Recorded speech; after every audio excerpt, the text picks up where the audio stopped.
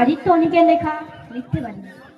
এতটা দিন পেরিয়ে আজও মায়ের জন্য কাঁদি, কারণ আমার মা যে ছিল ভীষণ মিথ্যাবাদী। বাবা যেদিন মারা গেল আমরা হলাম এক, সেদিন থেকেই বাঘ নিয়েছে মায়ের গোপাল রেখা।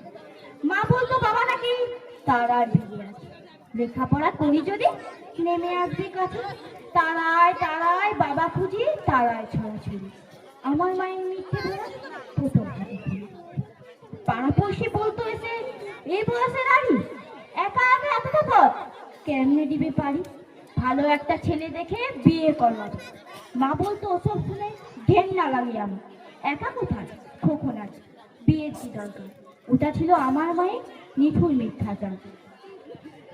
রাত্রি জাগে সেলাই মেশিনে, চোখের কোণে কালি, নতুন জামায় ঘর ভরে যায় মায়ের জামাই গায়ে। ধুলু ধুলু ঘুমের চোখে সুই ফোটে মার হাতে। আমি বলি সৌতো এবার কি কাজ এত রাতে। মা বলতো ঘুম আসে, শুনে কি লাভ বল। ওটা ছিল আমার মায়ের মিথ্যা অভিনয়। স্কুল থেকে নিতে আসা গাড়ি ঘোড়ার চাপে আমার মা দাঁড়ান কড়া রোগের চাপে।